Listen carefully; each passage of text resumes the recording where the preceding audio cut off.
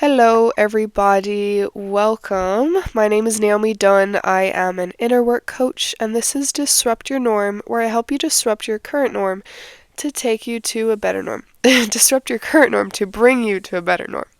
My bad. Okay.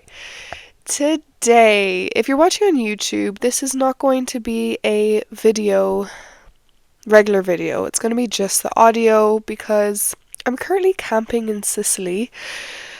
And it's nighttime and there's no light besides the stars. I'm living my best life, traveling through Italy at the moment. And so that's the current circumstance, but I really want to be more consistent with my videos and with my podcast. So I said, despite the circumstance, I'm going to start filming more often, creating more podcasts more often. And so that's why a few of the upcoming videos may not be in video format. They may just be audio. But at the end of the day, what I'm here to give you is information to help change your life. It's not about the visuals at all. Okay, what information am I going to give you today that will change your life? Today I'm going to talk about how inauthenticity fatigues the body. And this is really good to know and really, really, really good to question if you find yourself really fatigued really often and you find yourself leaving social interactions feeling like you need to take a 5-hour nap or drink the strongest coffee you can find because you are so exhausted after. If you experience that, you really want to question your authenticity and how authentic you were in that situation with those people. It will actually make the body tired when you are living in a way that you are not designed to live. You have a personality that was gifted to you. You are not supposed to be the personality of those around you. You are not supposed to be the personality of those who want you to be a certain way. You are not supposed to be the personality that your ego deems as good enough. You're supposed to have the personality that you have, and you're supposed to express that. You were gifted with gifts and traits about yourself for very specific reasons that bring you to the place you're supposed to be, that help you live a more meaningful and purposeful life. And when we fall off the path and live in a way that we think will make us look better, that will make us accepted, that will make us feel better about ourselves and allow us to dim the shame that might come up if we are truly ourselves, if we live in that way and we live it consistently, we will, one, not be around the people we should be around, likely, because we're living from a fake self. So we're likely around those who like the fake self, not the real self. And number 2 is we will find ourselves thinking that we're really introverted and that we really don't like to socialize that much, when in reality, you could be the most extroverted person you know, but you're just being inauthentic.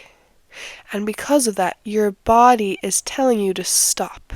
Your body is actually exerting so much energy to fake and to mask and to act that when you do that, you physically will feel fatigued after social interactions. You see, we were all designed for community. We should all be feeling uplifted after social interactions where we are authentic. And of course, if we're around really negative people who bring us down, we're going to feel tired after if that energy brings ours down. But if it's a normal situation and we're just around maybe friends or family where everything is normal and calm, and we leave it feeling absolutely exhausted, it's a sign that it's because you're being inauthentic. And so what I was saying is we were all designed for community. We were all made for this. We lived in villages where we all helped each other. We weren't meant to live on our own and do everything by ourselves. We were made to be revitalized by being around other people. We were not made to feel depleted after. Acting and putting on a mask takes a lot of work. You were continuously in the body and the mind. You were moving, trying to shape shift yourself to please those around you. That takes energy. When you stop that, your body feels lighter. You suddenly don't feel so tired. Being present is truly like a drug to those who have never been present before, to those who have always been consumed by other people's thoughts and other people's concerns. It is truly like a drug because you actually feel alive for the first time. When you're not present and you're inauthentic, you can get to a point where you just have no energy and you don't even feel alive. And I know that sounds intense, but it's real. Because you are always in other people's heads, you are so exhausted from it, you're never actually living, you're never actually present. And the only thing that we have is right now. So if you're not living in the right now, you become so depleted and you feel so, you don't feel like a human. That when you give yourself permission to feel like that human, to feel like yourself, to be present, it can feel like a drug because it feels how life is supposed to feel, and that can feel abnormal, and it feels amazing. It's amazing. And so this is how it's supposed to be, but the only way for it to be how it's supposed to be is for us to be how we're supposed to be. For us to look a little more at the sides that we suppress, the sides that we push down, the sides of us that really are who we are, who we're supposed to be. You know, you laughing at that joke you didn't find funny whatsoever is you suppressing your authenticity. You saying something just to please somebody else is you suppressing your authenticity. You faking a smile through the whole conversation even though you really don't like what the person is talking about is suppressing your authenticity. What does an authentic person look like?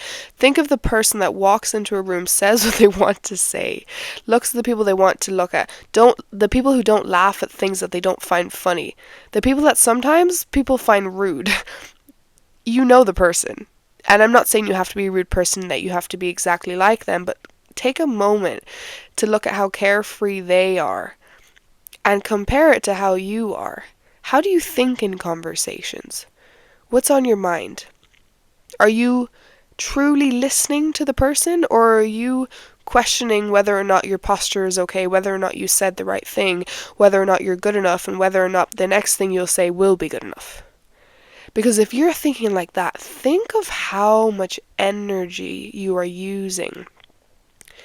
You are using so much energy by analyzing and thinking and questioning during conversations rather than just being yourself. The thing is, with authenticity, we sometimes look at that and we hear the word authenticity and we think, that's hard. But it is not. It is much harder to act than to just be. The hard part is giving yourself permission to, especially if you've never given yourself permission to before. Or, like all of us, we were authentic as children, something happened, we got rejected, and humans hate rejection, and we experience enough things to make us suppress who we were, to make us really start to live inauthentically. When you give yourself the permission, watch how you leave social interactions. Watch how you suddenly don't need a nap after. Watch how you actually enjoyed the time with those people. You didn't dread it and you didn't leave it feeling like crap. Watch, because you're living how you were supposed to live. So please give yourself permission. Drop the destructive side of the ego and allow yourself to be you. Stop laughing when you don't find something funny. Stop thinking about yourself in conversations and instead be present and question and listen and be interested in what the other person has to say. Stop being in other people's heads, the heads all around you in the conversation. Be in your own body. Stop questioning what they think. Ask yourself, what do you think? Train yourself to do it, and then it will become your norm. All right. that's all I have to say. I hope that got you questioning some things, and I hope that helped you a lot. It really helped me when I realized this.